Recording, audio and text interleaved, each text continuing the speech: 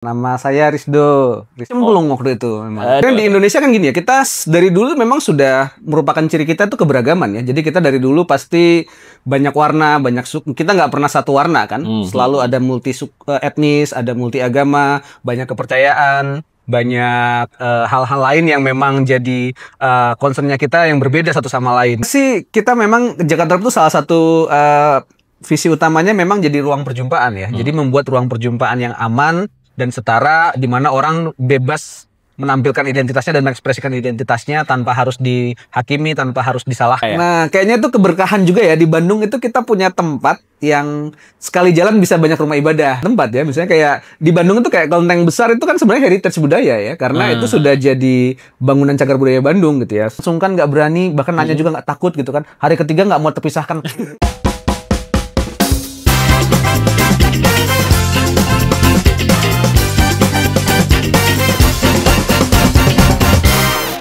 Kali ini saya sudah bersama Presidium Komunitas Jakatarup atau Jaringan Kerja Antarumat Beragama yang berfokus di kolaborasi dan memfasilitasi dialog antar umat beragama. Langsung welcome Kang Rizdo. Halo, Kang. Halo.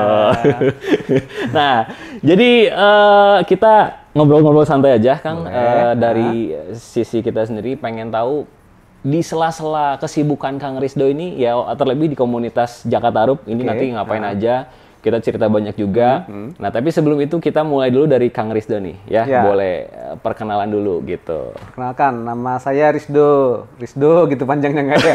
Rizdo aja gitu ya? Rizdo aja. Saya sebenarnya kalau kerjaan sehari-hari itu konsultan media. Konsultan media, oke. Tapi memang cukup banyak membantu rekan-rekan di komunitas Jakatarup tadi, Jaringan Kerja Antarumat Beragama. Di sana saya jadi presidium, itu ya dianggap rada tua dikit lah ya dari pengurus gitu ya. Udah mungkin salah satu jadi sepuh juga di sana mungkin. Ada di atasnya lagi pembina. Oh, gitu. Ada pembina. Oke. Presidium itu menyambungkan antara pengurus yang harian dengan yang pembina gitu. Oke. Gitu. Tapi memang Jakatarup itu juga punya lembaga juga yang support gitu. Nah, itu namanya PSPP Nawamulan. Kalau di sana saya jadi program manajernya. Program gitu. manajernya.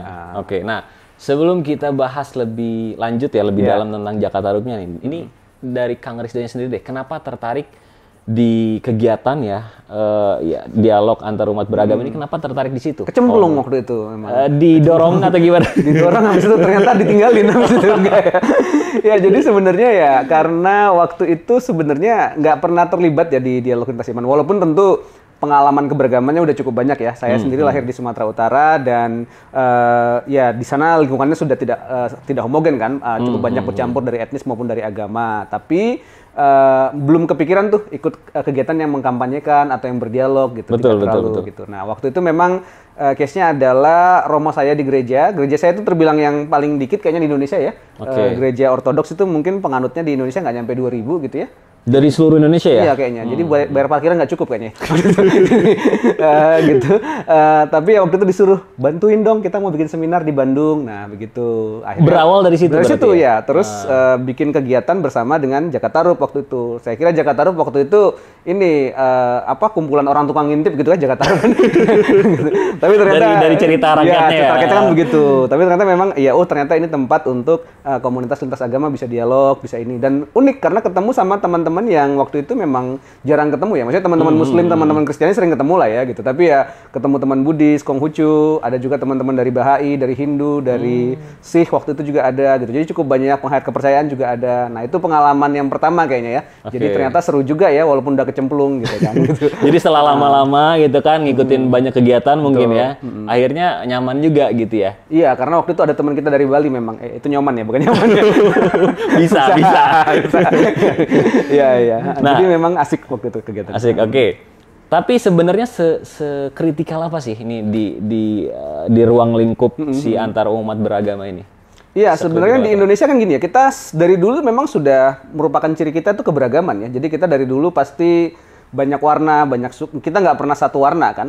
Selalu ada multi etnis, ada multi agama, banyak kepercayaan, banyak hal-hal lain yang memang jadi concernnya kita yang berbeda satu sama lain gitu. Tapi memang di beberapa kasus kadang-kadang perbedaan itu nggak jadi masalah gitu. Tapi di beberapa tempat kadang-kadang ada masalah gitu ya. Jadi kalau boleh dibilang Indonesia toleran iya, karena kita sudah terbukti rukun sekian lama. Tapi ada juga masalah-masalah terkait intoleransi dan harmoni gitu. Jadi ada banyak permasalahan yang kita alami. Ada teman-teman yang kesusahan mendapatkan tempat ibadah, ada orang-orang yang ditolak keberadaannya, mengalami persekusi, ada juga orang-orang yang hak-hak pendudukannya kadang-kadang masih belum terpenuhi sampai sekarang gitu. Itu yang saya kira dua sisi yang terjadi di Indonesia ya. Satu sisi kita sangat beragam dan terbukti toleran, tapi di sisi lain ternyata memang ada masalah juga terkait ekstremisme dan intoleransi gitu. Oke, jadi berangkatnya itu ya dari keresahan tadi ya. Iya, betul. Jadi nggak semua kelihatan ya kayak di Indonesia mungkin walaupun rukun ya kan kita bisa lihat rukun, tapi ternyata setelah ditilik lebih dalam, ternyata Ya, ada masalah konflik-konflik ya,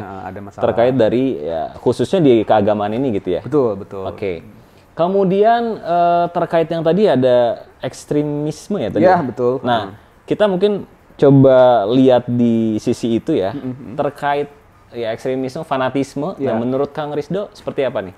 Khususnya di agama kan sensitif gitu kan? Iya, betul. Dan itu jadi persoalan banyak ya. Kita beberapa kali juga ada konflik-konflik di negara kita yang base-nya mungkin terkait dengan isu agama gitu ya. Kebencian atau yang lain-lain. Terus juga ada masalah-masalah politik yang kadang-kadang terseret masalah agama dan yang lain-lain.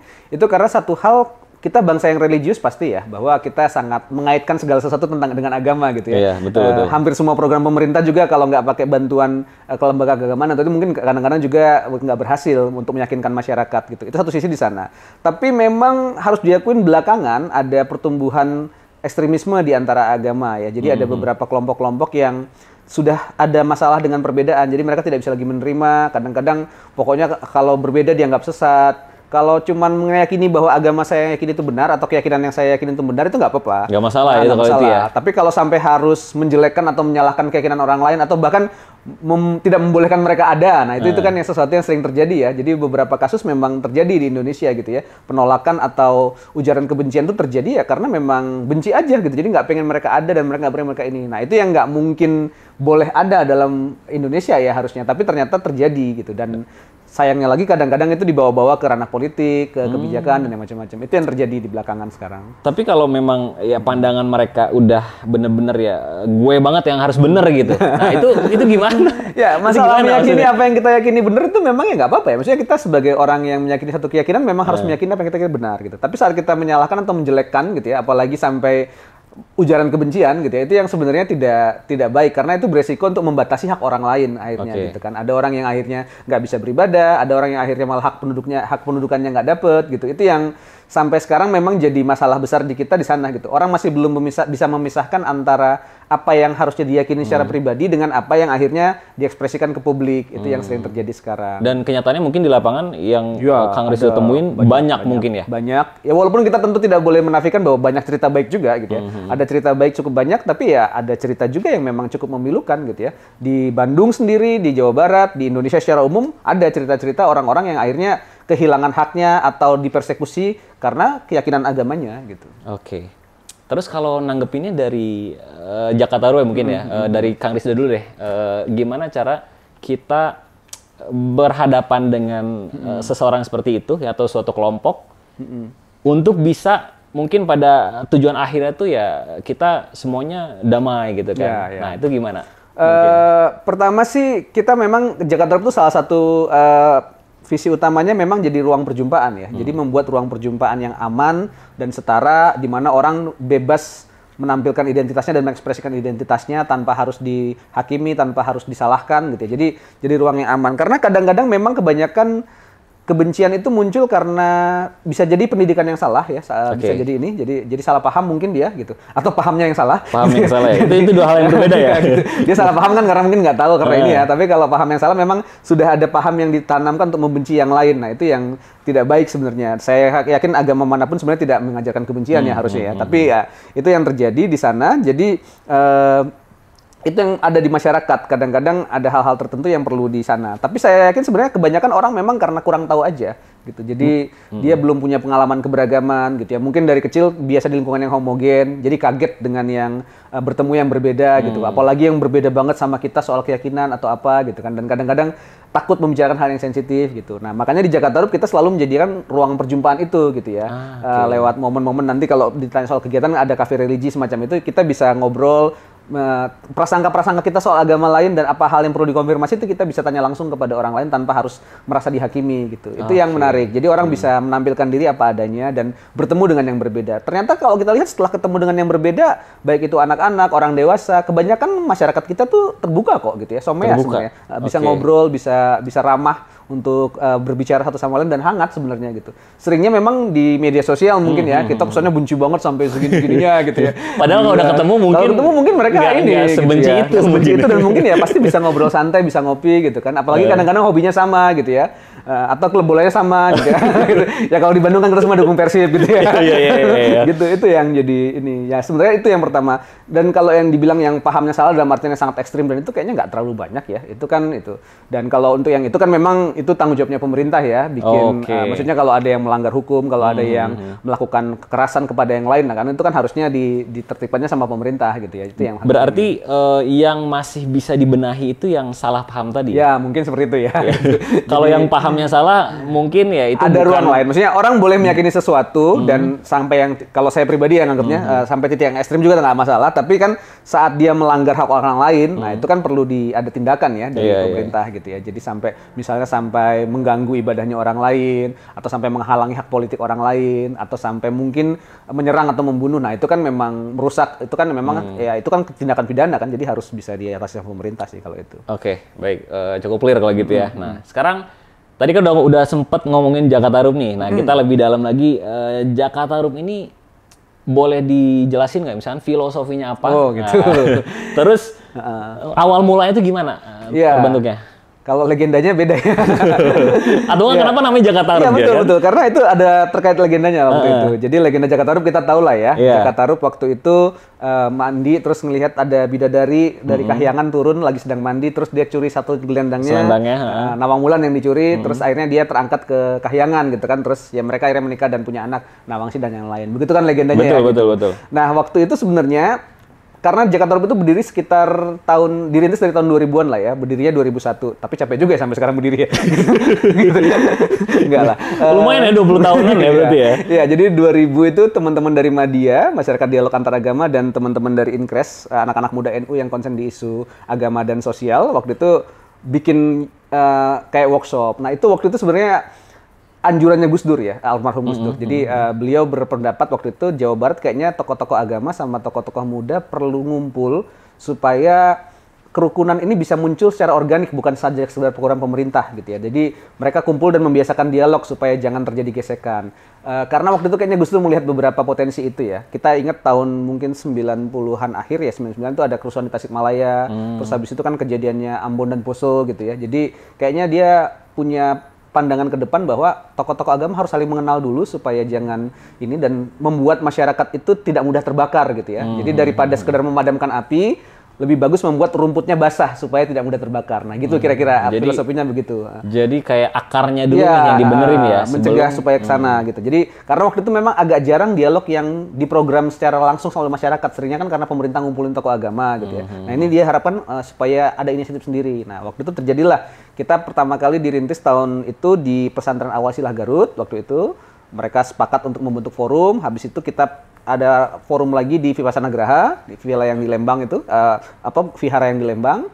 Baru setelah itu sepakat bikin forumnya. Nah bulan berikutnya mereka di gereja paroki yang di Buah Batu ya, Hati Tak Bernoda Santa Perawan Maria itu yang di sana, mereka membangun sepakat nama Jakartarup. Nama Jakartarup itu dikasih oleh budayawan Jawa Barat, Pak Jakob Sumarjo.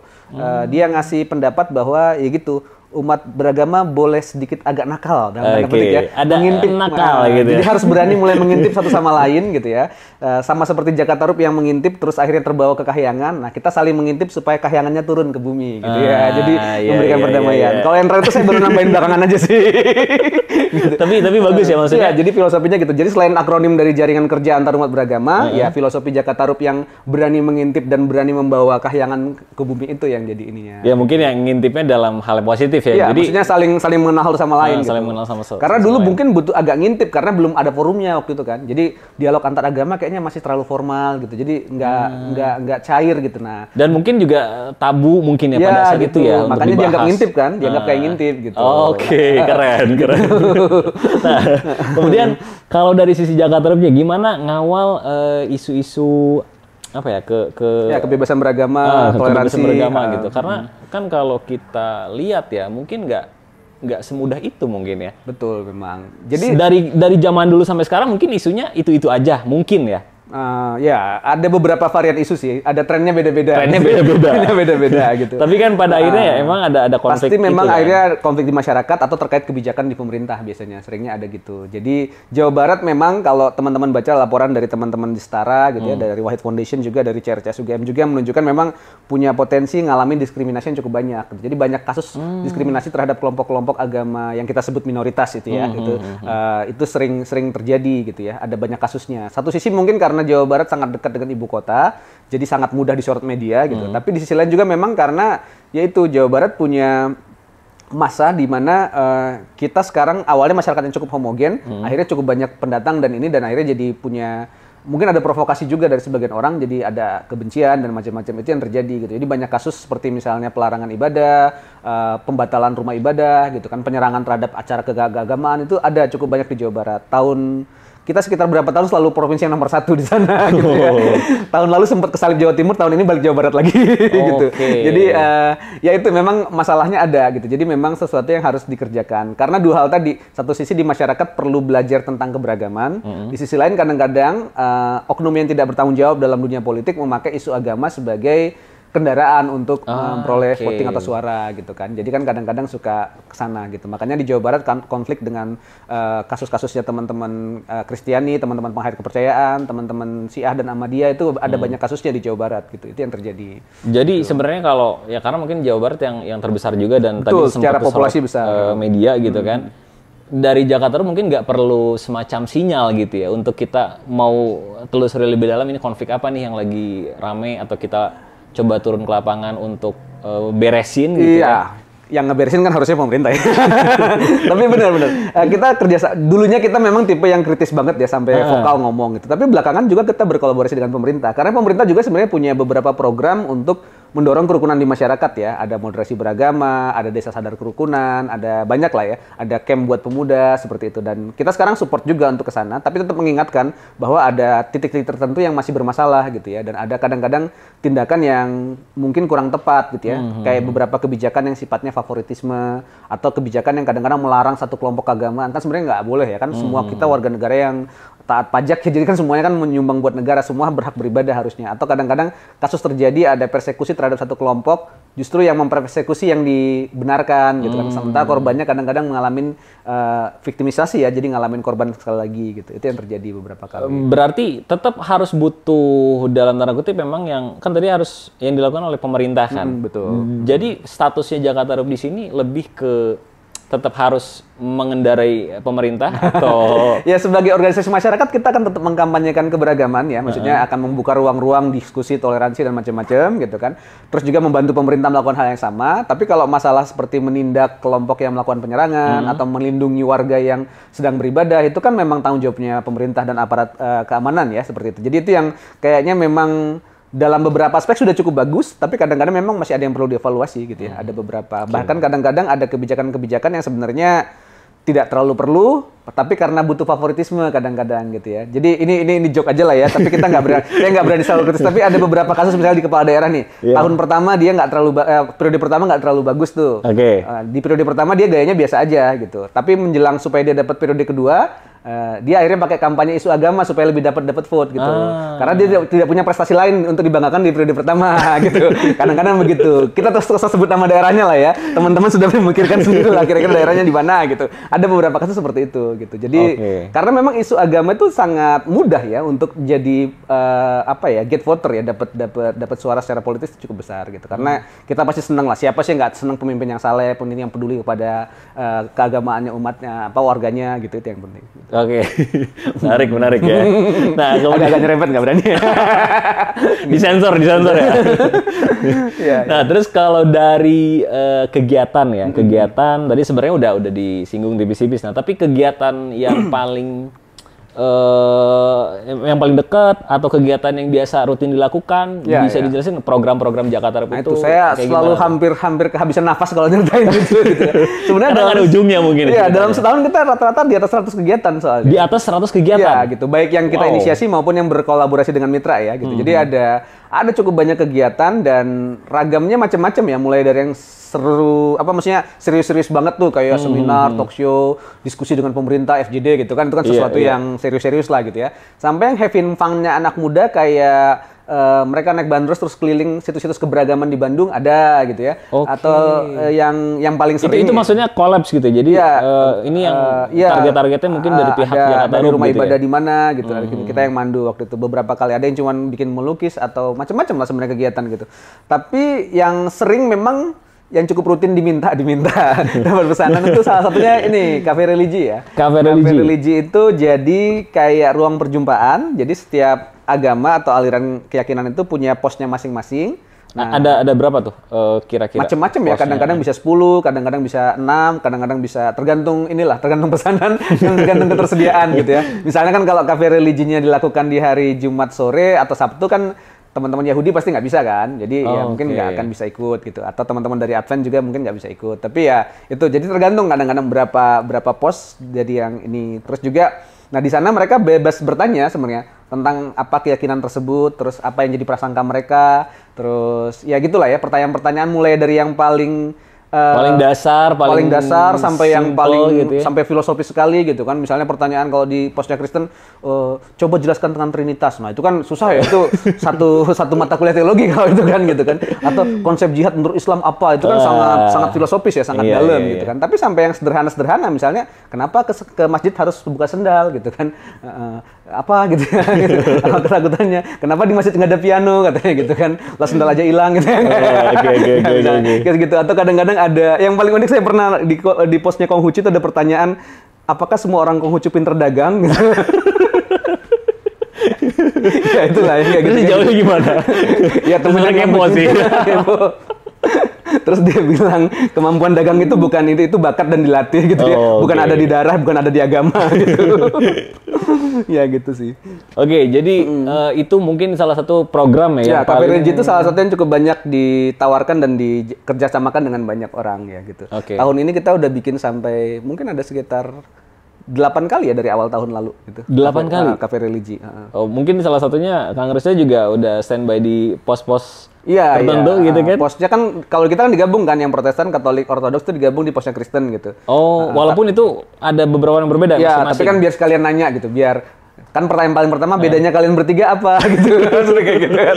Ya itu kita udah ngumpulin bahkan pertanyaan template ya yang udah paling sering ditanyakan, karena ini juga jadi masukan juga buat pemuka agama ya. Karena mereka akhirnya tahu persepsi masyarakat umum tentang keyakinan saya itu seperti ini. Nah, ini yang perlu diajarkan ke umat juga kan. Jadi timbal balik sebenarnya, satu sisi karena nggak mungkin jawaban tuntas ya di kafe seperti itu. Maksudnya itu kan pertanyaan sekilas. Yang kita pengen kan sebenarnya bukan debat atau bukan menjawab secara tuntas, tapi memberikan pengalaman orang untuk bertanya hal-hal yang selama ini nggak mereka berani tanyakan gitu kan. Nah itu. Di sisi lain pemuka agamanya juga terlatih untuk memberikan jawaban yang lebih mudah dimengerti oleh umat gitu kan. Jadi, ya, gitu. Dan itu sebenarnya konsepnya itu bukan lebih ke apa ya, waktu itu tuh sempat bukan lebih ke jadi bukan menjelaskan atau debat, bukan dakwah juga, bukan dakwah gitu ya. Tapi memang memberikan pengalaman keberagaman kepada orang bahwa ternyata beda ya kita di sini. Oh iya gitu. Jadi saat orang bisa oke sama perbedaan dan dengan santai berbicara, makanya biasanya kita memilihnya pemimpin umatnya itu bukan yang tua-tua banget ya, jadi yang hampir sepantaran lah, jadi supaya bisa ngobrolnya lebih cair gitu. Jadi ya emang akhirnya obrolan itu bisa mengalir gitu, tanpa harus takut bahwa bakal jadi pindah gitu ya, atau bakal itu gitu kan. Kan di pos Kristennya nggak ada air juga buat ngebaptis ya gitu. Iya. Nggak kayak gitu. Tapi mungkin ada yang momen unik nggak waktu lagi misalkan ya Cafe Religi gitu kan, misalkan di orang yang pengen ya let's say masuk ke agama tertentu gitu ya. Yang misalkan dia nggak punya keyakinan misalkan atau punya keyakinan sebelumnya. Ya, gitu. atau seperti itulah. Dia nanya nih, dia pengen jawaban konkret dari salah satu yang pengisinya itu. Terus tiba-tiba dia convert di situ. Enggak sih, kalau itu enggak. Gini, Itu juga ada dua masalah dengan hal itu. Yang pertama gini, kita selalu membebaskan orang ya untuk meyakini sesuatu dan tidak meyakini atau ya pokoknya berubah keyakinan itu kan sebenarnya satu yang harus dibebaskan gitu. Tapi sebisa mungkin itu ekspresinya bukan di ruang seperti itu gitu ya. Biarkan mereka mencari sendiri secara pribadi. Cuman kedua di Indonesia itu ada masalah sedikit. Gitu. Apa tuh? Boleh ini bocoran saja lah ya. Jadi di ratifikasinya Indonesia soal kebebasan beragama, jadi hak-hak sipil warga, SCPR itu kan memang jadi haknya kita gitu kan. Udah diratifikasi sebagai undang-undang kita, hak untuk, kalau baca di pasal 28 dan penjelasannya, itu hak untuk memilih, menganut, beribadah itu semua ada. Cuman dua yang ada di internasional tapi itu nggak ditulis. Apa tuh yang ada di internasional tapi nggak ditulis di situ? Apa tuh? Tidak berkeyakinan sama berubah keyakinan.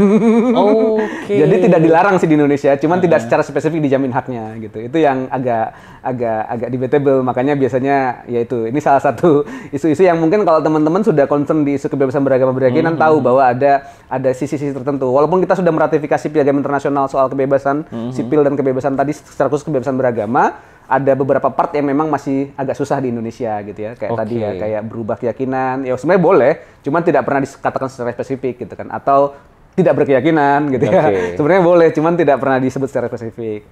Dan yang kedua, satu juga turunannya itu kayak pernikahan beda agama, itu juga memang masih agak debatable di Indonesia. Jadi tadi lebih ke debatable banget di Indonesia. Ada beberapa hal tertentu. Jadi kita tidak secara spesifik menjamin semua hak itu disebut dalam konstitusi kita. Tapi ya seharusnya tetap terjamin ya, walaupun secara itu nggak disebut. Jadi ya kalau di internasional kan itu mungkin terjamin sudah di state juga di situ jelas ya. Kalau di kita tidak di state tapi tidak dilarang juga.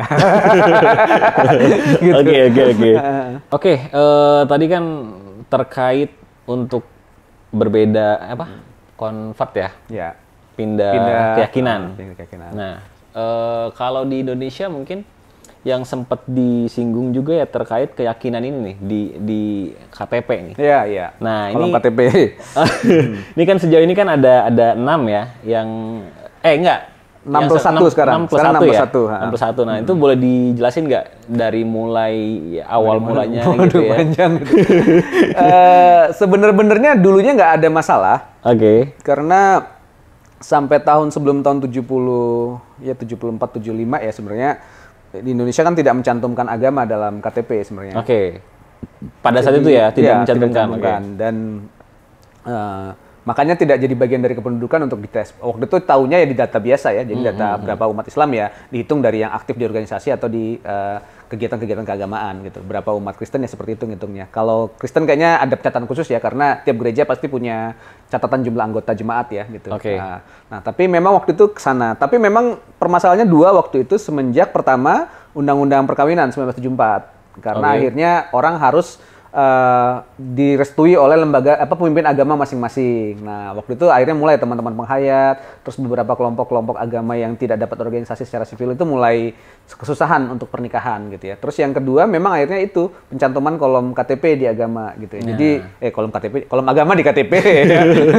Kolom agama di KTP gitu ya. Jadi itu yang jadi masalah besar juga karena akhirnya banyak orang-orang yang tidak dapat mencantumkan itu karena tidak termasuk yang 5 waktu itu ya. Jadi setelah tahun Orde Baru kan, sebelum Orde Baru kan 6-nya disebut, tapi Konghucu akhirnya di drop waktu itu pas zamannya Orde Baru dan akhirnya. Jadi sempat ada di drop, tambahin lagi. Dalam PNPS 165 itu disebut sebenarnya. Jadi bukan kita selalu bilang agama resmi nggak resmi ya. Sebenarnya tidak, negara kita tidak punya frasa itu sebenarnya. Kalau dibaca di penjelasannya PNPS 165 itu adalah agama yang dianut oleh hampir seluruh penduduk Indonesia. Jadi maksudnya yang cukup banyak yang penganutnya yang 6 itu gitu. Jadi yang lainnya bukan berarti nggak ada gitu. Cuman yang hampir semua penduduk Indonesia menganut salah satu dari 6 itu biasanya gitu. Jadi yang disebut waktu itu Katolik, Protestan, Islam, Hindu, Buddha, dan Konghucu. Itu dalam 5. Tapi memang semenjak kebijakan Pak Harto di Orde Baru yang punya kebijakan untuk membatasi budaya dan ekspresi Tionghoa di Indonesia, akhirnya Konghucu tidak lagi gitu. Nah, akhirnya semua Konghucu dan Tao dipaksa bergabung ke agama Buddha kan jadinya. Case-nya seperti itu. Nah, itu yang terjadi. Jadi memang ada masalah cukup besar, masalah identitas itu. Dan sekian tahun banyak sekali orang-orang yang tidak dapat menikah susah, dapat surat nikahnya susah, anaknya susah dapat akta kelahiran. Dan itu juga mungkin berpengaruh ke banyak hal kan. Kalau nikah nggak dapat, akta kelahiran nggak dapat, KTP nanti susah dapatnya. Kalau KTP nggak dapat, banyak jaminan-jaminan kependudukan dan hak sipil nggak dapat kan. Hak sekolah, hak untuk kerja dan yang lain-lain itu susah jadinya.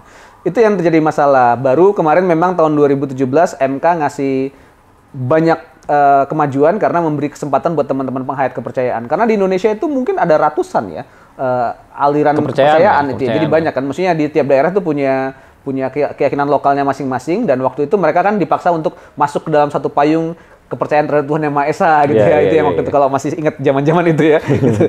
Nah, mereka kan susah pernikahannya dan macam-macamnya berat gitu. Nah, tapi kalau di maaf saya potong ya. Kalau dilihat 2017 tuh yang nggak lama-lama amat ya. Iya, karena akhirnya keputusan MK ya, maksudnya. Nah, itu nggak tahu ya.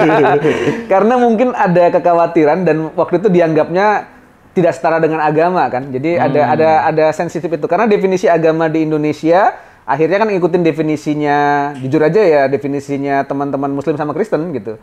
Jadi yang harus punya kitab suci, harus punya nabi, harus punya ini gitu kan. Itu kan definisi yang dibuat sendiri, walaupun sebenarnya ya nggak bisa diterapkan kepada semua gitu. Jadi karena definisi itu akhirnya penghayat kepercayaan kurang dianggap sebagai agama waktu itu. Ini mah aliran aja gitu ya, mati lampu kali aliran gitu ya. jadi ya ada semacam pembedaan itu di masa itu. Jadi padahal sebenarnya kan mereka penghayat keyakinan nenek moyang kita ya. Maksudnya sebelum agama-agama lain datang ke Indonesia kan mereka sudah ada sebenarnya. Itu yang jadi case-nya dan waktu itu akhirnya MK di tahun 2017 itu ngasih keputusan bahwa mereka harus dianggap setara seperti agama yang lain dan mereka harus beroleh hak yang sama. Udah mulai diterapkan walaupun belum sepenuhnya ya. Karena sekarang KTP-nya gitu kan. Kalau KTP kita mungkin agama Kristen, agama Islam gitu ya. Kalau mereka kan kepercayaan terhadap Tuhan Yang Maha Esa gitu. Jadi kolomnya beda, nama penyebutan kolomnya beda. Dan itu setelah saya coba cari gitu ya, ternyata 245 banyak sekali. Udah ratusan lah gitu. Itu organisasi.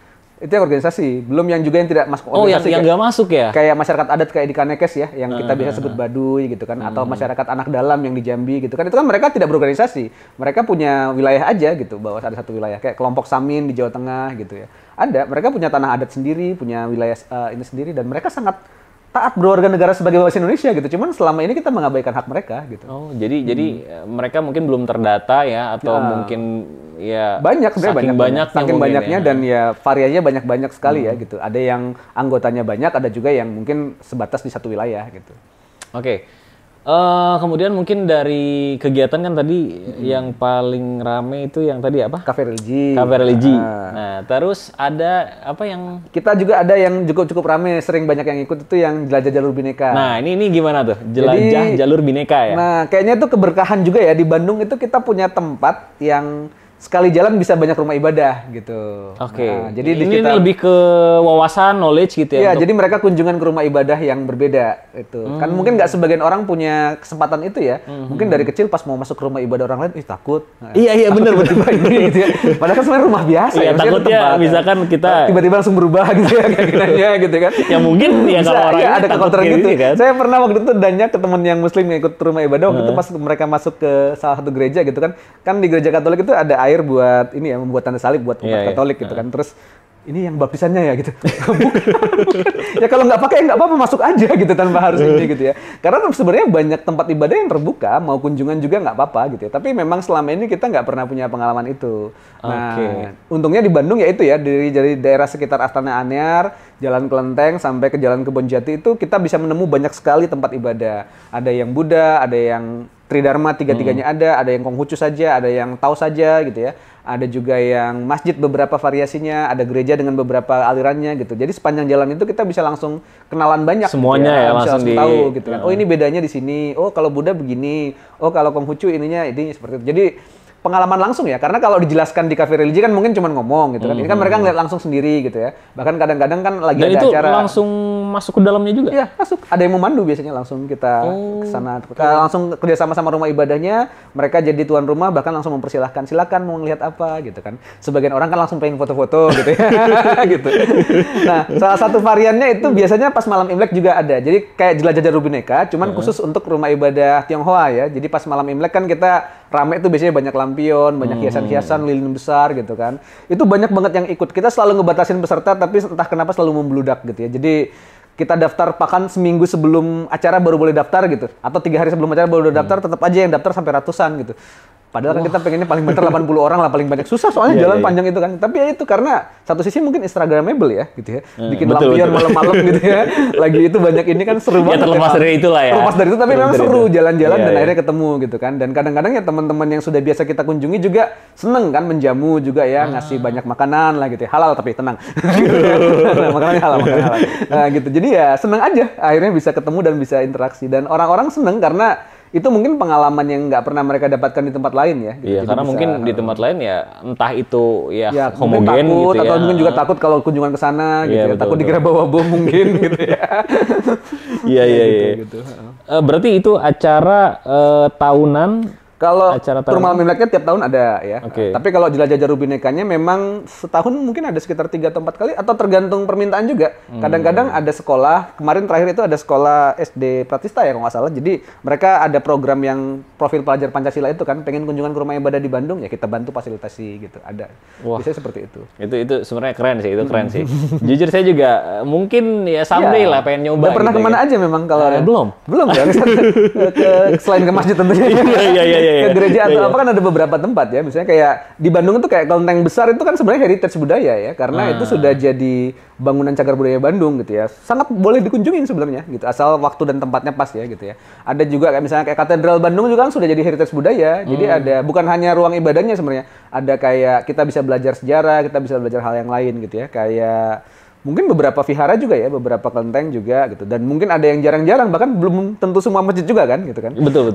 Gitu. Jadi saya waktu itu inget pernah yang di Banten tuh kalau salah satu kelenteng. Cuma pada saat itu memang ya kondisinya lagi sepi, entah itu emang nggak ada kegiatan atau libur atau gimana, jadi ya hanya sekedar tur wilayahnya doang, tapi nggak dapat penjelasan apapun gitu. Iya. Kalau di acaranya Jelajah Jaru Bineka ada nanti biasanya yang memandu gitu. Nah itu mungkin nanti diinfoin nih kalau boleh nanti kita itu dikepoin juga lah di sosial medianya Jakarta ya, nanti bisa. Oke, nah sekarang tadi dari banyaknya kegiatan ya dari Jakarta Rup sendiri, mungkin goals-nya nih ya yang paling utama ya selain dari toleransi, misinya tuh lebih ke apa gitu kalau ya tadi yang pertama itu kan ruang perjumpaannya ya, jadi ruang perjumpaan di mana orang bisa bertemu, berdiskusi, berkolaborasi dengan banyak yang berbeda, lintas agama, lintas suku, lintas alam, ada juga sih. Kadang-kadang kan kita doain bersama orang telah meninggal ya gitu. Kan lintas alam gitu.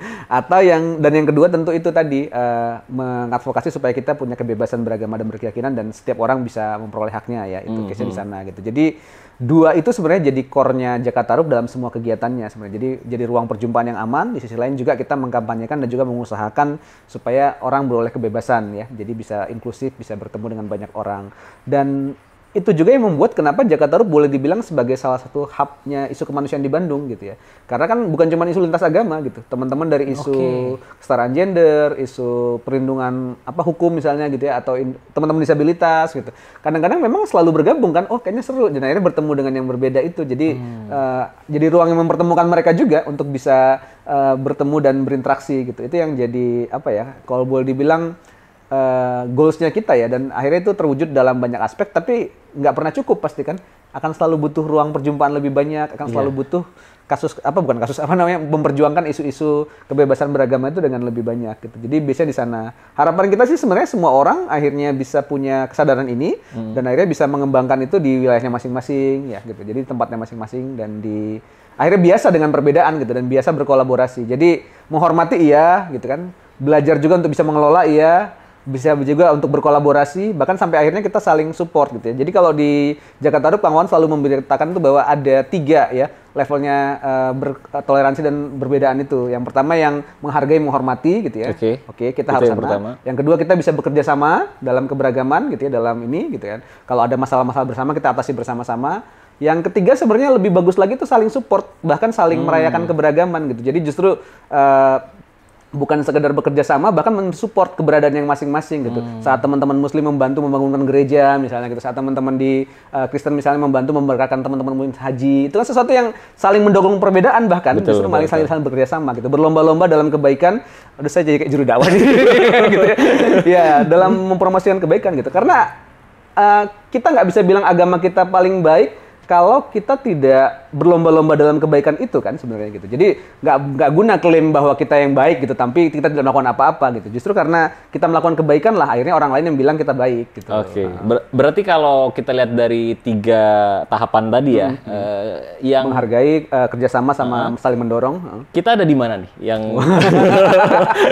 kita ada di mana nih? Ya beda-beda ya. Tiap masyarakat dan tiap individu memang kadang-kadang punya penekanan yang lain. Tapi kita punya contoh-contohnya masing-masing sih gitu ya. Saya ingat banget waktu itu, ini contoh yang paling baru terakhir lah. Kita pas Ramadan kemarin yang Warta Ajil gitu kan.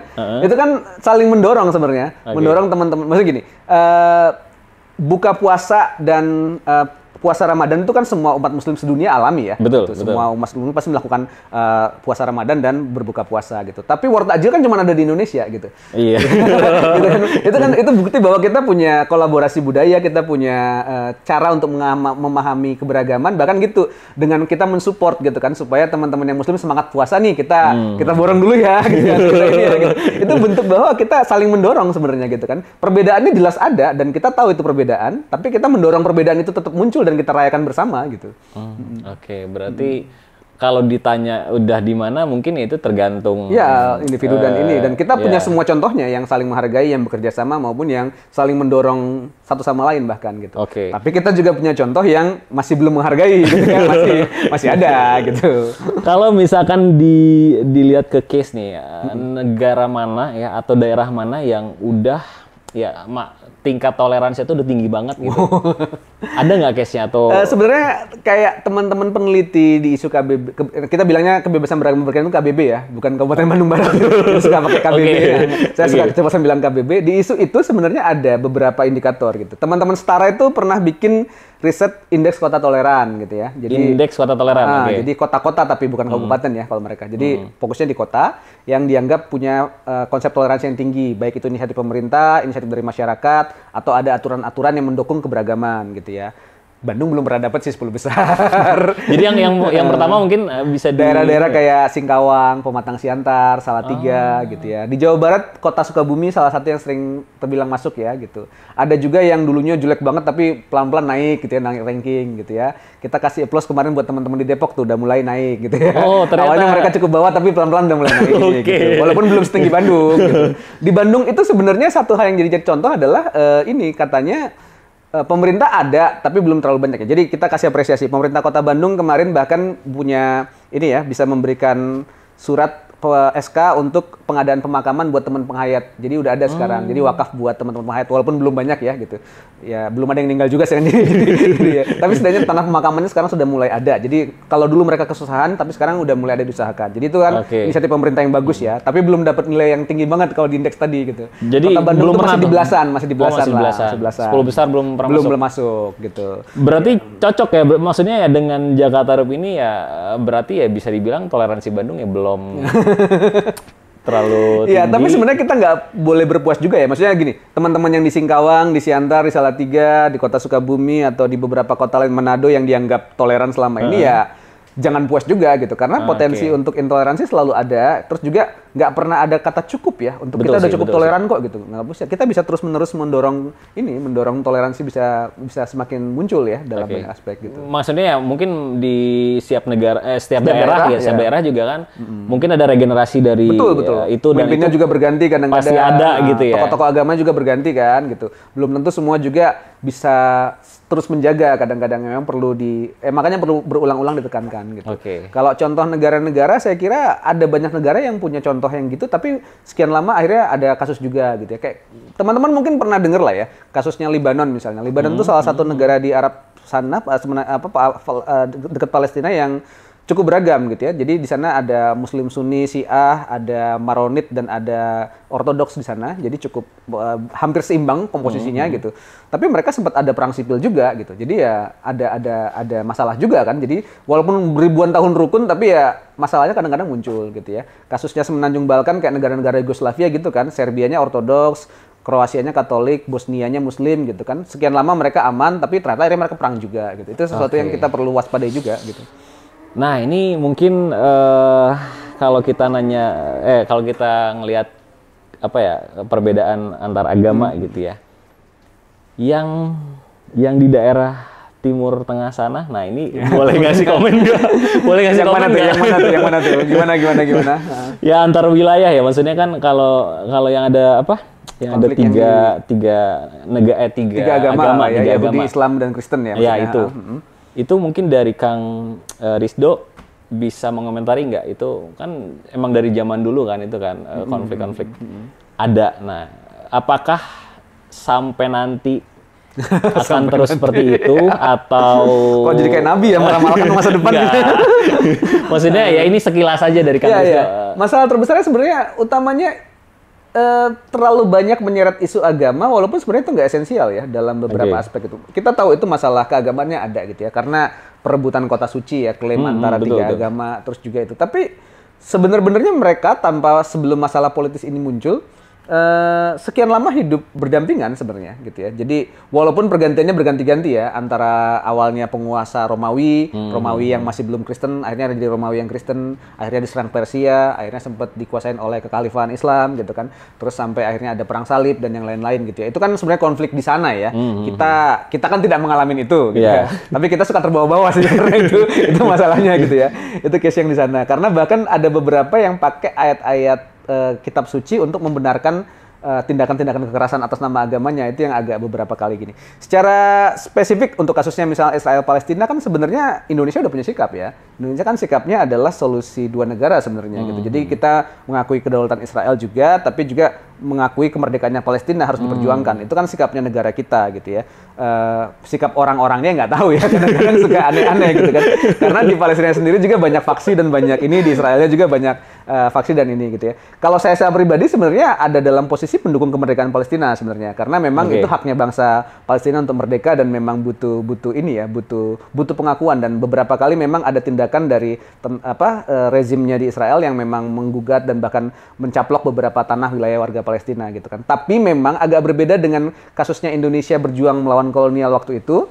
Kita cuman butuh katakanlah dari kesadaran nasional sampai akhirnya kita merdeka ya sekitar 1908 awal sampai 45 kan ya satu generasi dua generasi lah ya gitu. Sementara di Palestina mungkin sudah sampai 70 tahun lebih mereka memang berjuangnya dan sudah banyak perbedaan ide dan itu, dan sekarang ada kelompok-kelompok yang memakai narasi agama untuk melakukan perlawanan gitu ya. Jadi itu yang agak panjang memang permasalahannya. Kalau narasinya kemerdekaan dan politik kan harusnya bersama-sama ya. Karena di Palestina agak kita tahu bahwa tidak hanya umat Islam kan, ada kelompok Kristen juga cukup besar di Palestina, terutama di kota-kota kayak di Bethlehem gitu ya. Bahkan waktu penyerangan di Gaza waktu itu kan ada gereja tertua juga yang sampai dihancurkan ya waktu itu, dan di sana gitu. Di sisi lain juga di kelompok Israelnya gitu ya, 20% warga Israel itu kan warga Arab ya, dan ada juga yang Muslim dan yang Kristen gitu. Jadi ya memang, dan Druze juga, gitu agama di sana. Dan emang yang jadi permasalahannya di sana gitu kan, itu masalah politisnya, tapi memang ada beberapa kelompok yang memakai ajaran agama, baik di Yahudinya maupun di Islamnya ya, case-nya seperti itu. Dan di Kristennya nambah-nambahin juga gitu ya. Karena ada banyak orang Kristen di Indonesia atau di Amerika atau di Eropa yang pro Israel karena ayat-ayat di Alkitab gitu kan. Itu kan sesuatu yang, ya itu saya merasa sebenarnya yang beneran peduli sedikit gitu ya. Tapi yang memakai ayat-ayat dan memakai yang propaganda, mengendarai terlalu banyak gitu ya, terlalu banyak. Ada yang pakai untuk kepentingan pribadi, ada yang pakai untuk kepentingan kelompok atau kepentingan pendanaan dan yang lain-lain gitu. Itu yang jadi masalah besar dan sangat kompleks sekarang gitu. Saya ingat satu orang Romo gitu ya di sana di Palestina pernah bilang gitu kan, ribuan tahun orang berziarah ke tempat-tempat suci ini, ke Masjid Al-Aqsa, ke tembok ratapan dan ke gereja kematiannya Kristus gitu kan. Mereka bekerja sama, mereka melihat batu-batu yang berabad-abad, tapi mereka lupa ada batu-batu yang hidup seperti kami orang Palestina, kata dia begitu. Jadi keseringan bahwa banyak orang yang pakai itu sekedar tidak peduli sebenarnya konfliknya mau seperti apa, mereka propagandanya yang penting gitu. Itu yang terjadi sekarang ya, dan masih sangat relevan sampai sekarang untuk dipertimbangkan. Tapi ya saya kira sebagai warga negara yang baik, kita memang harusnya mendukung apa yang pemerintah kita upayakan ya gitu ya. Solusinya kan perdamaian, mengakui kedaulatan masing-masing kan, kayaknya di situ. Ya ini cukup deep banget ya. Iya, jadi kita coba di sana ya. Pas jadi analis politik ini saya jadi nggak enak gitu ya. Saya bukan ahli politik luar negeri soalnya, takutnya salah nanti. Nggak apa-apa. Ini kita sekarang balik lagi nih ke yang ringan-ringan ya. Kalau goals dari Jakarta Group deh ke depannya, ini kan Fokusnya kan di Jawa Barat, Bandung. Ya, sebenarnya goalsnya base-nya apa? di Bandung. Cuman memang di Jawa Barat kita punya jaringan gitu ya. Jadi di tempat-tempat lain ada komunitas lintas iman kayak kita, tapi nggak pakai nama Jakarta Rup. Soalnya kita nggak buka franchise ya. Ya, misalnya di Sukabumi itu ada namanya Populis, Pemuda Lintas Iman Sukabumi. Di Tasik itu ada Kompas Iman, Komunitas Pemuda Lintas Iman. Gitu Tapi ya. masih satu... Berjejaring, kita berjejaring. Oh, Rata-rata mereka adalah alumnus Youth Interfaith Camp yang kita bikin, terus mereka membangun di daerah masing-masing dan bersinergi dengan kelompok lokal di sana gitu. Jadi di sana gitu. Jadi ya program-program mungkin ya Mereka mirip juga ya, mereka belajar ini dari... kadang-kadang kita kerjasama bersama, tapi umumnya mereka bisa mandiri sih gitu. Jadi Oke. ya, karena ya pendanaan dan segala macam kan memang ditopang sama komunitas lokal masing-masing ya. Kadang-kadang mereka dapat project dari pemerintah atau dari perusahaan atau apa, atau kadang-kadang disupport sama lembaga keagamaan di sana gitu. Jadi ada cukup banyak di Jawa Barat, mungkin ada beberapa gitu, dan kita juga berjejaring dengan banyak jaringan lintas iman di nasional juga. Oke, Gitu. nah, berarti balik lagi nih, goalsnya Jakarta Rup pengennya apa? Apa ya? Tetap jadi ruang perjumpaan dan tetap memperjuangkan kebebasan beragama, karena 2 PR itu belum beres sampai sekarang gitu ya. Terus di Sampai sisi- kapanpun mungkin... jangan sampai kapanpun dong, capek. Iya sih, iya sih. Ya paling nggak isu kebebasan hak-haknya keberagaman itu ada ya, jadi diterima. Terus juga ini sih saya kira yang penting untuk disorot, bahwa agak berbeda dengan isu kemanusiaan lain, isu lintas iman itu kan selalu ini ya, akan selalu bertemu dengan anak muda dan pimpinan keagamaan gitu. Jadi isu intergenerasi itu penting memang. Jadi kita bisa saling berkoneksi satu sama lain antar generasi sebenarnya. Itu agak susah di Indonesia. Karena rata-rata isu kemanusiaan itu dikerjakan satu kelompok generasi saja seringnya. Gitu. Yang muda yang muda iya, gitu ya. gitu. Entah kadang-kadang yang tua jadi ininya, terus yang mudanya disuruh kerja aja gitu ya. Kadang-kadang Operasional gitu, doang gitu. Biasanya gitu, ngurusin teknis gitu kan. Ah, ngurusin iya, iya. kayak, oh ya multimedianya udah anak-anak muda aja gitu. Atau logistiknya anak-anak muda aja gitu. Atau kadang-kadang anak-anak mudanya akhirnya bikin kegiatan sendiri gitu ya, yang tidak bersinergi dengan apa yang dilakukan orang tua, karena mungkin acaranya orang tua terlalu bosan gitu kan. Misalnya acaranya tentang seminar tentang anak muda, tapi sambutannya ada 5 dan orang tua semua yang ngasih sambutan gitu kan. Mungkin bosan gitu. Nah, kita sedang berusaha supaya tidak demikian sih. Jadi ada intergenerasi, karena kan tokoh agama selalu ada terus kan gitu, dan kita selalu harus berkoneksi satu sama lain dengan generasi muda gitu. Berarti kegiatan yang udah mulai menjurus ke intergenerasi itu gimana tuh? Ada? Beberapa kali kita coba dialog dan ngobrol, walaupun memang belum bisa sepenuhnya enak ya, karena mungkin kebawa pas anak-anak ngomong ke orang tua juga ya. Kalau Iya di keluarganya sih, terbuka iya. mungkin dia bisa enak, tapi kalau dia di keluarganya susah, apa-apa langsung diprotes kan pasti agak sungkan juga kalau Iya, bertemu iya, pemuka agama gitu. Itu yang kita coba beberapa kali. Satu sisi juga kan kecenderungan orang tua makin tua biasanya makin banyak ngomong ya. jadi pengen didengar, atau makin jadi moralis, atau makin jadi normatif lah seperti itu. Nah, itu yang kita coba jembatani sih dengan beberapa kali diskusi, dialog, terus ada event bersama, terus mereka merancang acara bersama gitu. Walaupun ya belum sempurna, tapi ya nggak tahu ya, kita mau coba supaya tetap bisa seperti itu ya. Karena jangan sampai visinya memang terputus antar generasi sih, itu tidak baik juga gitu. Oke. Nah, sekarang mungkin dari banyaknya kegiatan Jakarta Rup ya, Kang Rizdo ya. Gimana cara Jakarta Rup ini, biasa kan pasti namanya kegiatan banyak butuh sumber dana lah. Oh, iya. Ya kan butuh sumber dana. Nah, gimana dari Kang Rizdo nih? Di Jakarta Rup sendiri khususnya? Ya, itu diridhoi Tuhan aja. Udah ada yang ngatur gitu ya, rezeki udah yang ngatur. Tetap aja susah nyari dananya.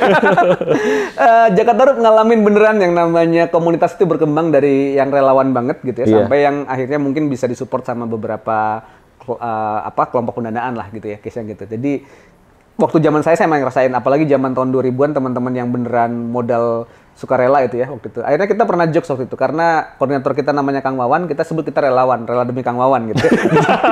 Rela demi Kang Wawan, gitu. Cara cuma-cuma gitu. Iya, karena waktu itu ada masa di mana kita bikin campaign pengennya heboh dan bagus gitu ya. Bahkan untuk konsumsi rapat aja kita udunan gitu. Jadi ada masa-masa itulah yang beneran ya gitu. Udah udunan aja buat beli gorengan, beli teh dan segala macamnya gitu, sampai segitunya. Dan waktu itu ya memang cuman seperti itu, dan beberapanya kasus itu kan lembaga-lembaga keagamaan support dengan cara udah ruangannya di kami, atau konsumsi kami yang nanggung, atau yang pembicara kami deh yang nanggung. Jadi ada masa-masa itu, atau pembicaranya kita kasih inilah ya 2M atau 3M gitu kan. Makasih Mas gitu. 2M atau 3M gitu ya. Karena kita nggak bisa ngasih transport, bahkan nggak bisa gitu ya. Iya, iya. Ada masa-masa itu, tapi pelan-pelan memang kita ngasihnya kayaknya butuh yang lebih sustain ya. butuh yang lebih ini. Akhirnya waktu itu kita bersepakat untuk gimana kalau jadiin lembaga yang lebih support sehingga bisa menampung pendanaan baik dari pemerintah, dari CSR perusahaan atau dari lembaga donor luar gitu ya. Waktu itu agak tarik menurut karena takutnya nanti relawannya jadi hilang justru karena kita udah punya duit seringnya akhirnya orang merasa ya udah teman-teman aja kerja sendiri gitu. Iya, betul. Itu terjadi di banyak NGO juga saya kira. Tapi akhirnya waktu itu kita memutuskan supaya nggak gitulah gitu. Mendingan Jakarta Rup ini tetap voluntary gitu. Jadi orang-orang tetap jadi komunitas, tetap milik bersama. Nah, kita bikin lembaga lain. Jadi kalau butuh project-project, nah lewat lembaga ini ke Jakarta Rup biasanya gitu. Oh, jadi ada dua lembaga tadi ya, dua lembaga yang memang dipisahkan. Jakarta Rup tetap jadi komunitas dan relasi relawan lah. Jadi bukan relawan pegangan, maksudnya voluntary. Jadi basisnya voluntary dan banyak orang muda yang terlibat, banyak orang-orang yang merasa memiliki itu semua dan nyumbangnya nggak selalu dana kan, bisa nyumbang tenaga, bisa nyumbang ruangan, bisa nyumbang banyak lah gitu. Nah, tapi kalau project yang katakanlah perlu badan hukum, perlu project pemerintah, akhirnya kita membentuk itu tadi PSPP Nawang Wulan, Pusat Studi dan Pengembangan Perdamaian Nawang Wulan. Oke. Nah, jadi itu yang jadi lembaga. Biarlah yang ini yang profesional, ya, masih semi sih sekarang, belum profesional amat, tapi profesional semi profesional. Sementara yang ini ya biarkan tetap relawan gitu. Jadi itu yang kita bangun karena sayang semangat voluntary yang segitu besar dibatasin hanya sekedar jadi NGO, nggak cocok ya gitu. Jadi akhirnya kesana. Jadi semenjak 2018 akhirnya Nawang Wulannya berdiri gitu ya. Kan di legenda Nawang Wulan bidadarinya kan? ya. Istrinya Jakarta Rup. Nah, tapi itu Nawang Wulannya sekarang yang nyariin duit buat Jakarta Rup gitu ya. Walaupun balik ya. Gak apa-apa, kan emansipasi ya maksudnya. Jadi jadi kerja-kerja suaminya di dunia sosial disupport sama istrinya. Gitu, itu berarti sesuai filosofi. Sesuai filosofi juga. Nah, gitu. Berarti kalau dari Nawang Wulannya ya untuk kayak dana. Ada beberapa yang akhirnya dapat project dari pemerintah, dari lembaga donor luar dan juga ada perusahaan yang CSR juga beberapa kasih ke kita waktu itu gitu. Jadi project yang memang dirancang secara khusus ya, profesional. Nah, mengerjakannya memang kadang-kadang pasti bersama dengan Jakarta Rup ya, karena Jakarta Rup yang punya jaringan dan ininya gitu. Jadi dikerjakan di komunitas tapi pakai pendanaannya memang ada pengaturan tersendiri untuk itu. Oke. Nah, itu kan tadi dari organisasi lah katakannya. Kalau dari Kang Risdo nih terkait money management ya, money management. Kan Kang Risdo juga pasti banyak kegiatan antara yang entah itu Jakarta Rup, Nawang Wulan ya, atau di lembaga media. Saya punya kasus sendiri ya, usaha juga. Usaha juga. Nah, itu gimana nih money management untuk bisa mengakomodir semuanya? Waduh, itu saya harus nanya Kang Risdo nih, bagusnya gimana gitu ya. Iya, karena ini Kang, jadi satu masalah juga memang di kalangan aktivis kemanusiaan ya. Kadang-kadang memang literasi soal finansial itu memang agak susah gitu ya. Kadang-kadang social welfare saja nggak terjamin gitu ya. Kadang-kadang karena mereka punya semangat besar gitu ya, pengen lakukan banyak hal, tapi kadang-kadang lupa bahwa butuh jaminan kesehatan, butuh perencanaan masa depan soal keuangan gitu. Kadang-kadang kelupaan gitu. Jadi itu yang membuat kenapa di Indonesia kebanyakan pegiat isu kemanusiaan kadang-kadang hidupnya jadi serba tidak tentu gitu ya. Di beberapa aspek. Serba tidak tentu ya. Kalau di luar kan social worker itu udah jadi bagian profesi juga ya. Betul. Sudah jadi bagian. Sudah tersejahterakan lah. Udah ada jaminan kesehatan, jaminan pendidikan anak-anaknya dan macam-macam udah ada sebenarnya gitu. Kalau di kita kan masih sangat itu ya, dibilang kerja di NGO atau LSM, gitu, yang suka malak-malakin orang gitu ya, suka gitu. Yang suka relawan, untuk kemauan. Yang suka ngasih proposal menjelang hari raya gitu ya, sering kan kayak gitu. Ya ada negatif seperti itu, karena apa? Karena ngelihat bahwa kebanyakan aktivis kemanusiaan juga hidupnya dalam tanda kutip kurang teratur lah ya, kurang bisa tertib secara ini. Kadang-kadang mereka tiba-tiba sakit atau apa, justru malah harus menggalang dana buat ini. Itu kan isu-isu yang saya kira memang perlu dipelajari juga gitu ya. Kalau saya kan karena masih single, jadi mungkin nggak terlalu mikirin terlalu gimana gitu ya. Walaupun sudah merencanakan masa depan juga ya. Gagal sih kemarin. Gitu. Tapi ya itulah, ada case yang bisa dicoba. Tapi ada juga banyak orang-orang yang masih sampai di masa tuanya atau udah berkeluarga juga masih punya kesusahan itu gitu. Itu yang mungkin kita juga perlu belajar dari teman-teman. Mungkin dari Kang Risdo nih kan tipsnya lah gitu kan. Tipsnya kan tadi udah apa ya? Tadi udah disinggung banyak lah. Dari rencana segala macam, perencanaan keuangan. Lebih ada tips lebih spesifik nggak? Misalkan dari income yang didapat, misalkan ini buat organisasi berapa persen? Waduh, gitu. Saya nggak ngasih lagi lah. Saya sudah ngasihkan tenaga dan waktu. Sampai kalau harus nyumbang lagi nggak ya? Ada beberapa kasus gitu. Tapi itu juga yang karena saya sebenarnya kalau boleh dibilang terbilang konservatif ya dalam masalah investasi dan gitu-gitu. Nggak banyak Kang, emang tipe-tipe yang bukan nggak banyak juga sih duitnya. Jadi biasanya pernah nih gini-gini banyak nih biasanya. Nggak juga. Kalau banyak kita flexing aja gitu. Nggak ini apa namanya? Ya, mikirnya masih yang konservatif gitu, kayak yang mungkin yang kayak reksadana, yang kayak gitu ya, atau deposito masih seperti itu gitu. Kan kalau teman-teman sekarang saya kira udah cukup bisa membantu ya, maksudnya ada pilihan yang lebih banyak, ada cara manajemen yang lebih bagus, berapa persen ke sana gitu kan. Saya sendiri nggak pernah ngikutin itu karena kebutuhannya kadang-kadang kan suka ini ya, di tengah jalan butuh gitu ya. Nggak tahu antara butuh, nggak tahu karena pengen gitu ya. Kadang-kadang suka ini gitu ya. Ada beberapa teman kadang-kadang yang cuma punya satu rekening, semua pemasukan di sana, semua pengeluaran di sana gitu kan. Akhirnya loh kok ternyata kurang gitu. Nggak kekontrol gitu. Nggak kekontrol gitu kan, ternyata masuk keluar gitu iya, kan. gitu. Apalagi kan kadang-kadang di organisasi itu kadang-kadang senior tuh kayaknya nggak enak kalau nggak traktir gitu ya. Oh iya bener ya. Apalagi harusnya udah cukup lama nih. Udah tua maksudnya. Enggak gitu. gitu. Boleh lah dikasih tips sekali-kali bagi-bagi. Ada nggak sebenarnya secara literasi keuangan harusnya kayak gimana gitu? Sebenarnya sih tadi Kang Rizal udah singgung juga ya. Udah nyinggung tadi kan ada reksadana gitu lebih konservatif. Yeah. Itu juga udah termasuk tercerahkan lah. Seenggaknya udah tahu bahwa investasi itu penting. Betul. Nah, mungkin kalau dari ini share aja Kang sedikit ya. Ini memang banyak orang nggak tahu ya instrumen-instrumen apa aja yang ternyata ada sejauh ini ya, misalkan orang taunya kayak saham, apalagi zaman sekarang kripto ya kan. Nah, terus salah satunya ya trading juga ya, trading mengelola keuangan ya, jual beli ya, manfaatin selisih ya, entah itu mata uang ya, atau forex, terus gold ya, itu juga banyak orang belum tahu gitu. Nah, mungkin someday gitu ya, kalau misalkan dari Kang Rizdo ya, entah itu mengelola dana organisasi atau apa ya, mungkin bisa ada porsi ke arah situ juga. Waktu gitu. itu kita kepikirannya paling di koperasi gitu ya, atau koperasi nggak terlalu ya konservatif lah, seperti takut resikonya soalnya gitu. Meyakinkan orang yang takut seperti saya itu biasanya seperti apa kalau teman-teman? Iya, pasti harus tahu dari awal dulu sih. Harus kita jelasin dikit-dikit. Ternyata ya misalkan ya trading itu nggak seresiko itu kalau misalkan caranya benar. Nah, karena orang nggak tahu, orang kebanyakan ya taunya takutnya cepet habis ludes gitu. Dan orang pengen insannya sih. Jadi pengen cepet kaya kan, ngelipat ganda. Karena di promonya kan begitu seringnya. Nah, ini yang salah sih. Salah satu pandangan yang salah. Ya orang pengennya cepet kaya, terus yang ada diiming-imingi, kenyataannya langsung dalam waktu singkat besar gitu. Memang ya seperti itu kenyataan di lapangan. Jadi harus pintar-pintar kita lah. Kayaknya perlu nanti sharing saya. Nah, ini mungkin pertanyaan terakhir nih dari Kang, dari saya. Gimana generasi muda zaman sekarang bisa ditularkan lah positif-positif dari ya salah satu aktivitas komunitas Jakarta Harup ya, lintas umat beragama tadi. Gimana cara menyebarkannya? Karena kan zaman sekarang orang mungkin ya lebih seringnya itu kan scroll, ya kan, males mau ikutan sosial, acara-acara sosial kayak gitu. Gimana dari Kang Rizdo?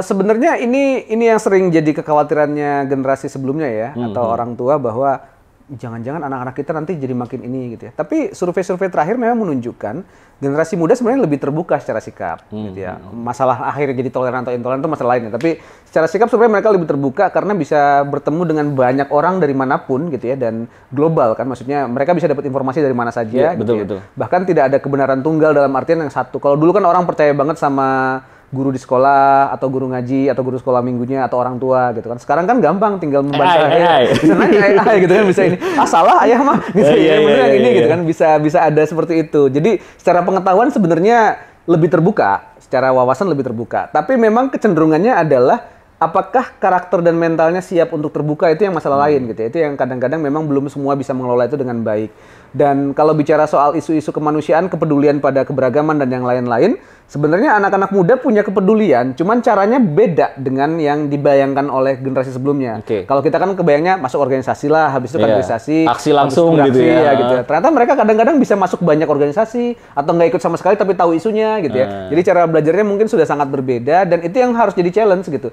Bagaimana cara mereka bisa tahu banyak hal. Di Jakarta Harup sekarang anak-anak mudanya itu bukan cuma isu lintas agama. Mereka ada juga yang di isu lingkungan, ada yang macam-macam. Karena satu anak kadang-kadang bisa belajar banyak hal, dan yang ini bosan, yang ini dulu lah gitu. Suka kayak gitu kan, emang suka mencoba-coba banyak hal baru dan jadi tantangan. Tapi saat kegiatan-kegiatan kemanusiaan itu jadi tantangan buat mereka, mereka seneng nikmatinya. Bahkan mereka nggak belajar secara spesifik ya. Kalau dulu kan orang belajarnya di kelas, pelatihan. Kalau sekarang mereka bahkan bisa cari sendiri, nanya AI, atau nanya mentor yang lain gitu kan, atau ikut mock up apa gitu. Jadi ikut pelatihan mana, itu sangat bebas sekali dan bisa jadi pengetahuannya banyak gitu. Tapi ya memang perlu menguatkan dari sisi karakternya supaya memang bisa pengetahuan yang banyak itu selaras dengan apa yang dilakukan dalam keseharian dan apa yang dipraktekkan. Itu yang jadi tantangan tersendiri. Jadi kalau buat anak-anak muda sih sebenarnya explore aja gitu. Jadi di Bandung banyak banget komunitas. Teman-teman pasti sudah ketemu berapa kali kan ya. Jadi banyak banget komunitas yang kita bisa explore dan kita bisa belajar dari siapa saja, belajar dengan beragam dengan banyak orang gitu ya. Tapi di sisi lain memang harus ada prinsip yang dijaga ya. Kita tidak boleh melakukan kekerasan, kita tidak boleh melakukan ujaran kebencian gitu ya. Kita harus menimbang banyak sebelum langsung menghakimi atau mengejat sesuatu gitu ya. Itu yang didapat karena persentuhan langsung sih. Jadi memang harus bertemu, harus ngobrol, harus siap bertemu dengan yang berbeda gitu ya. Dan masa depan bangsa kita itu di tangannya teman-teman karena gini, cerita bahwa negara kita adalah negara yang agung, luhur, toleran itu kan ya mungkin orang tua kita punya cerita bahwa dulu saya mah biasa bergaul dengan yang berbeda gitu kan, antara ini gitu kan. Tapi itu kan cerita-cerita masa lalu, kita butuh cerita baru gitu ya. Cerita barunya kayak War Takjil tadi, cerita barunya kayak cerita orang-orang yang bertemu di tempat yang sekarang gitu ya, atau trennya. Ya, atau ikut acara Jakarta Rup dia punya cerita baru gitu ya. Gitu. Di Jakarta Rup tuh waktu itu berapa kali pernah youth camp antar beda agama, masih hari pertama masih sungkan-sungkan, nggak berani, bahkan nanya juga nggak takut gitu kan. Hari ketiga nggak mau terpisahkan kesimpulan kan. Ada udah gitu, semua udah keluar semua gitu. Setelah ikut acara ya. Itu kan cerita-cerita baru yang memang harusnya jadi pengalaman yang enak untuk diceritakan gitu. Jadi pengalaman yang otentik dan pengalaman yang langsung dirasakan gitu. Jadi beda antara sekedar tahu dibandingkan dengan mengalami langsung gitu kan. Jadi toleransi itu adalah pengetahuan dan juga pengalaman gitu. Jadi teman-teman disarankan mulailah bergaul langsung bertemu gitu ya. Dan ikut acara Jakarta Rup ya. Gitu. Kita ikut di acara-acaranya itu dan memang asik kok. Maksudnya nggak semuanya melulu soal agama. Mungkin nggak semua orang tertarik ngomongin agama ya, tapi kita bisa ngomongin banyak hal karena kita bertemu dengan yang berbeda gitu. Di Jakarta Rup sendiri obrolannya bisa soal disabilitas, bisa soal lingkungan, bisa yang lain-lain gitu. Karena kita ini bisa soal film favorit, bahkan bisa joke lintas iman gitu.